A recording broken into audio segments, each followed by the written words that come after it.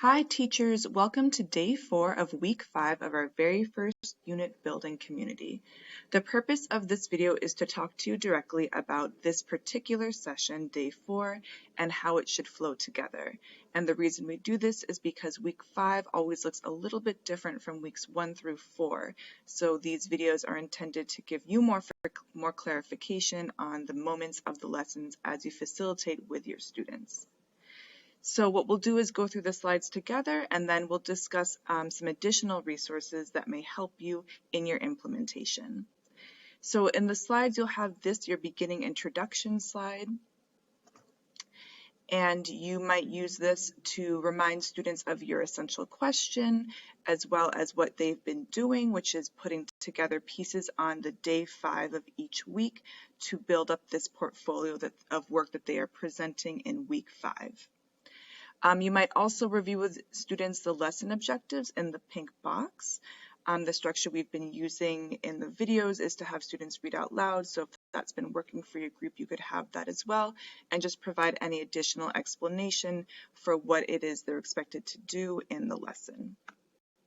You might also, as you review the lesson objectives and the portfolio, start to remind students that a big part of week 5 is being in conversations with each other, talking to each other, not just about what they created, but how they created it and the actual process. That will be a big focus for the whole week and for this day as well. So after your introduction slide, you'll come to your review slide. This is going to build on what they've been doing in the previous lessons. It's important for this slide that you've done with students in the previous session, the Extend the Learning, where they practiced reading the draft of their project out loud.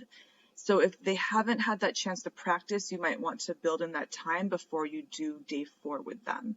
And of course, if they've had that time to practice reading out loud, then you're ready to move on to this work.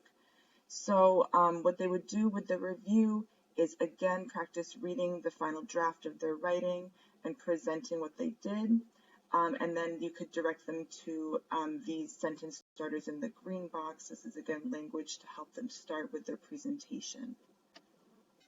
You'll then have the setup slide, and that's where you again clarify to them what it is that they are going to do. It's kind of building on the lesson objectives, but more specific to the actual session here.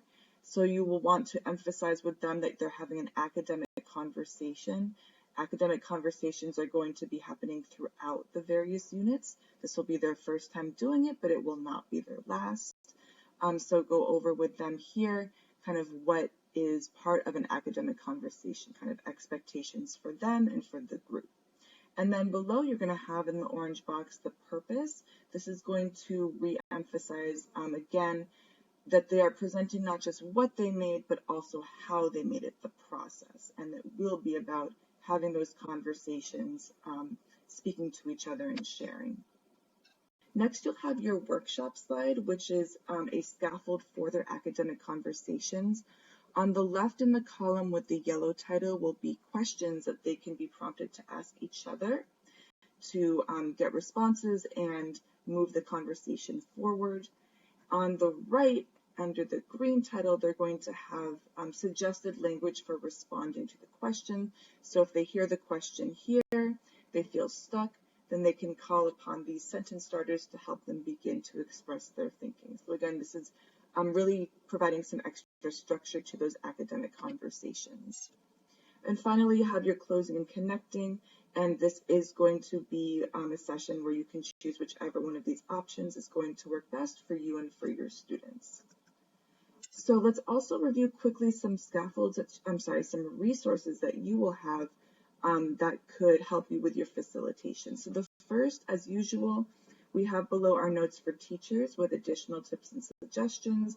And on the first slide, it's going to link to the teacher's document, that separate document with more detailed instructions for how to implement. And again, we have this we have this open already, so this is what the document looks like. It reviews the unit for you and might have, again, some more details about the flow of the unit and the purpose of this specific lesson as well. Also embedded in this slide deck And the setup slide is a resource created by my colleague Stephanie. So it's linked here. We're calling it kind of the guided notes document, the companion document for their work with week 5. So it's linked here. What will happen is if you click it, it will prompt to make a copy so students can create their own copy of this. And then I also have my own copy open so you can see again what it looks like. Again, this is kind of a companion document, a guided notes for students. And the idea was, as Stephanie was building this, is to have all of the flow of their learning activities in one place, which makes it easier to keep track of their work, for them to look back at their work and kind of review what they did. So it keeps things very organized and also assist with them kind of going back and reflecting. So for this session, session 5.4, you'll see that each of the slides, the review slide, the workshop slide, has been translated to a portion of the document. So you have here with them the review. This is a checkbox that they could check once they do each step. And then again, the scaffolds for language are here that they could look at.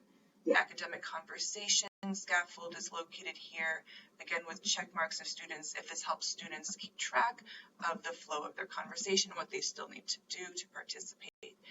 So you have the questions on the left, and then the suggested language on the right, and then your closing and connecting. So hopefully this has been helpful for you to get a better understanding of how to implement day 4 of week 5, and we will see you for day 5.